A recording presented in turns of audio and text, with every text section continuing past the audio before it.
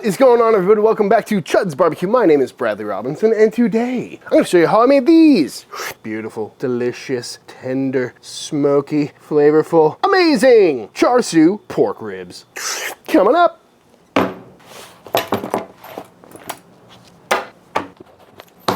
These are some ribs.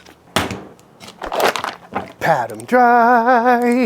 And what I got here is some pork ribs, some pork spare ribs to be exact. Looking nice and fatty, really good marbling in there, pretty thick ribs, which is always what I'm looking for. But this is the full spare rib, meaning we've got the skirt meat on the back, we've got the breastbone right on top, some extra cartilage, some extra meat. So we gotta get these trimmed up. But I suppose if you wanted to do less knife work, you could pick up some St. Louis cut ribs or some baby backs if that's more your style. But I think these fatty spare ribs should work out really well for some Char Siu ribs, which is what we're making today. And I did a video about Char Siu a while back with some pork belly. That was absolutely fantastic. Even the leftovers were great and we ate all of it, so I'm pretty excited to try this with some spare ribs because I don't think I've ever had a Char Siu spare rib before. But it's a pretty simple process. And after all, what is the spare rib if not the bony backside of a pork belly? But to get these trimmed up, first thing first, we're gonna go ahead and take some of this extra fat off of here. I like having some fat on there, but that was an aggressive blob. And then we'll go ahead and trim this skirt meat down, although there's not much of it here. Save that for a nice little snack. Good marbling in there. And then we'll come over to the breastbone side. This one's actually already removed, but you can still see some extra cartilage poking right there. So I'm gonna go ahead and zip that down just a little bit. Save that for making pork stock, or throw it on the pit for a little snack. Same thing on this end. We'll find that last little bone and just kind of square this whole rack up a little bit. Again, great for sausage making or pork burgers. Go ahead and flip these over. They're looking really nice already. But we're gonna make sure everything is laying nice and flat, and then we're gonna go ahead and trim all the super thin meat off. So just kind of following the natural curve of the ribs, just kind of come down and take a little bit off like that, making sure to round off any sharp edges or corners. Just hump down a little bit. And just like that, in no time at all, we've got ourselves a beautiful, nicely trimmed up rack of spare ribs. And again, you could just get St. Louis cut ribs, but if you did that, they would kind of cut it right about there, so you get a lot thinner ribs and lose out on a lot of meat. And also, these are a lot cheaper at the store, and all we had to do was like 3 minutes of butchery. But to get these seasoned up, we need to go ahead and make ourselves a Char Siu marinade. Ingredients for our marinade include some microplaned ginger. Might be time for a new microplane. This is gonna take a while. Beautiful, as well as some microplaned garlic. Next up, we'll go in with some soy sauce, some sesame oil, some Shao cooking wine, some oyster sauce, some hoisin, some brown sugar, some Chinese 5-spice, and some white pepper. And we'll go ahead and get that all mixed up. God, it smells so good. And at this stage, you could easily call this done. It's got all the flavor it needs, but if you want to get that quintessential red look that Char Siu always has, bust out some red food coloring. Completely optional, mostly aesthetic. Try not to get it on the table. Oh, geez. Oh, geez, that's never coming out. Oh, well. And we'll get that mixed in as well. And just like that, our lovely red marinade is done. And after finding a large enough vessel for a rack of ribs, we can go ahead and get these smothered all up. I'm gonna flip these over, starting on the bone side, and I am leaving the membrane on. I usually do with ribs. I don't see any problems with it, but you can take it off if you like. Kind of depends on how you're gonna cook them and how much convection and bottom heat your cooker has. But we'll get about half that marinade down, get it spread around nice and evenly. Go ahead, flip these over, and the rest goes on top. And it's definitely not the perfect container for doing this, but should get the job done. But because we have so much extra space in here, I probably am gonna have to come through and kind of spoon some of this marinade back on top or move the ribs around or something. But so far, that is looking and smelling great. But now I'm gonna pop a lid on this and park it in the fridge overnight. Like most marinated things, you could probably get away with a good 4 to 6 hours, but overnight is always best. But I probably wouldn't go any longer than 24 hours. So we'll check back in on these tomorrow. This video is brought to you by Built. Built is a loyalty program that lets you earn rewards on paying rent. And rent is pretty expensive these days, oftentimes the biggest expense of the month, so you might as well earn points while you do so. And those points can be redeemed for flights, hotels, fitness classes, Lyft rides, or put it towards your next rent bill. Built has been ranked the highest value points currency by the Points Guy and are the industry's most valuable and flexible points. There's no cost to join, and you can start earning points on your rent no matter where you live, and you don't need to check with your landlord or anything like that. Simply pay your rent through Built, be rewarded with points, and then transfer those points to your favorite airline or hotel and make travel a whole lot easier. And the way I see it, you're already paying rent every month anyway, so it seems like a no-brainer to earn some points at the same time that you can transfer to a whole bunch of good stuff. And with all the travel we do, I really got to start paying more attention to those airline points. They certainly come in handy. So if you want to start earning points on your rent right now, click my link in the description box of this video or scan the QR code on screen now to check out builtrewards.com. And again, make sure to use my link so they know that I sent you there. Again, click my link in the description box of this video or scan the QR QR code on screen now to check out Built and start earning points on your rent today. 24 hours later. Out of the fridge, these come after a nice long marination. So now out they come, and I'm gonna go ahead and try and brush off some of this excess marinade because there's a lot of sugar in there and it might burn up during the cook. And again, trying not to get this red stuff all over me, or anything else for that matter. God, it smells so good though. Beautiful, looking nice and red, and well marinated. Pat 'em dry.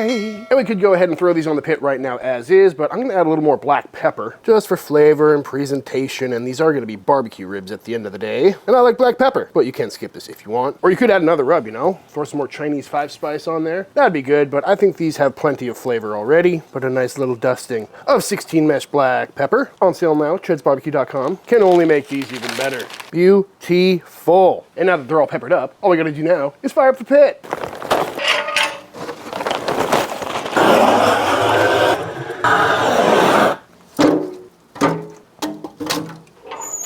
One of these days I ought to char that snake in my boot.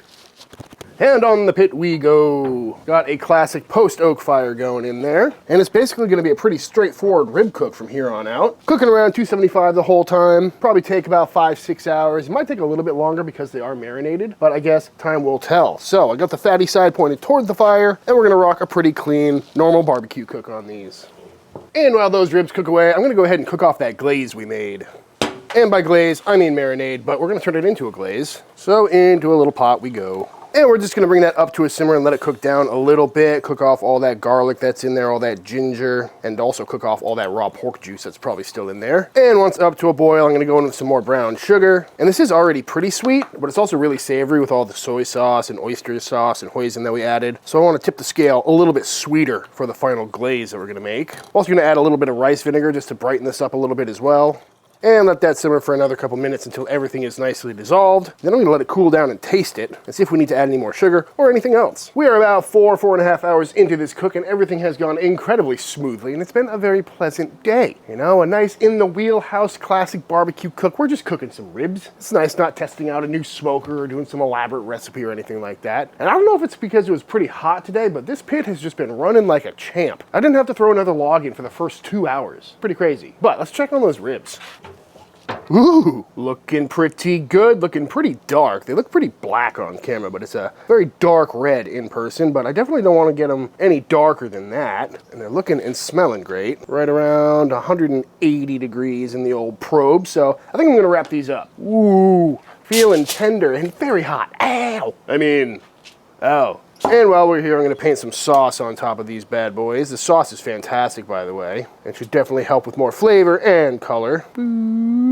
Oh, that just made a mess all over this pot. And honestly, there's quite a bit of sauce too. At least a good quart and a half or so. So definitely keeping that around for some other recipes later in the week. But we'll just get a nice little layer going on these bad boys. And then flip them over, bone side up. We'll do the top side as well. Oh, that's a lot. Maybe we won't have much sauce left over. And then we'll go ahead and wrap these up. Nice and tight. And now back on the pit these go for probably another hour. They should speed up the cook a little bit now that they're wrapped up. But once we get into that 200 range and they're feeling nice and tender, we'll pull them off. And after 6 hours on the dot, these things came up to an internal temp of about 200 degrees, but more importantly, they were feeling tender, they were probing tender, and looking nice and juicy. So off the pit they come to rest. And I was thinking about taking them out of the wrap, putting them back on the pit, putting another layer of glaze on there and letting it cook on, but after looking at them, they looked nice and red, nice and juicy, and pretty saucy already. So I think we're gonna leave them as is, and I'm pretty sure we got plenty of flavor on them already. But for now, we're just gonna let these rest until they are eating and slicing temperature.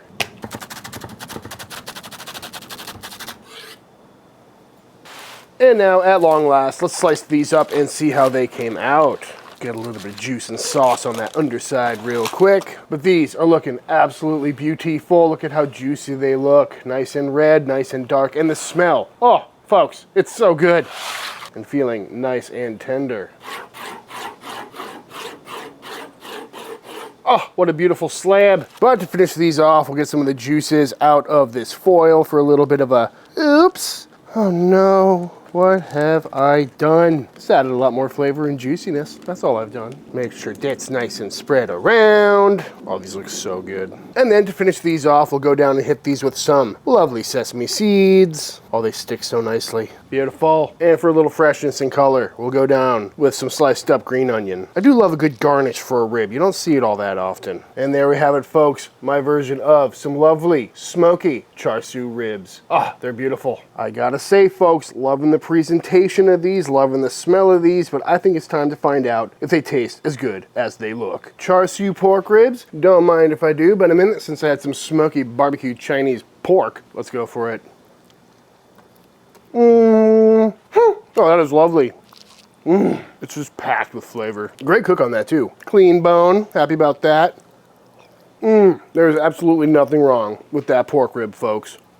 Look at that. It's a clean bone if I ever saw one. Oh. Ooh, that is flavorful. Nice and fatty, lots of umami going on, very savory, good amount of sweetness too. But honestly, quite a balanced bite. Honestly, for the amount of sugar that went into the marinade and then again, more sugar into the glaze, it's really not as sweet as you might have guessed. It's just balanced out so well with all those savory notes from the soy sauce and all the other things that we put in that marinade. Perfect cook on that too. Bite through, incredibly tender, but not, you know, falling off the bone. And it's just so different than your average pork rib. Nom, nom, nom, nom, nom. But a very welcome flavor profile. They're so good. Takes really well with the smoke too. Oops. You know, this really is my favorite kind of recipe because it's a rack of pork spare ribs that we cooked on the offset smoker with post oak wood until perfect rib doneness was achieved. And not that much different than a lot of ribs you're gonna find at any local barbecue joint around these parts. But then you get hit with that 1-2 punch of just, you know, complexity, umami, sweet flavor from that Char Siu marinade and glaze that makes it very similar, yet very different. But then again, oftentimes around here, you're gonna see salt, pepper, and a barbecue sauce. And it's a very similar process, but this barbecue sauce is just very different, but also welcome. Because it's sweet, it's savory, it's complex, and makes for a really great bite of food. And at the same time, you got that lovely presentation, that beautiful garnish on top. I'm here for it, folks, and I'm gonna eat a lot of these.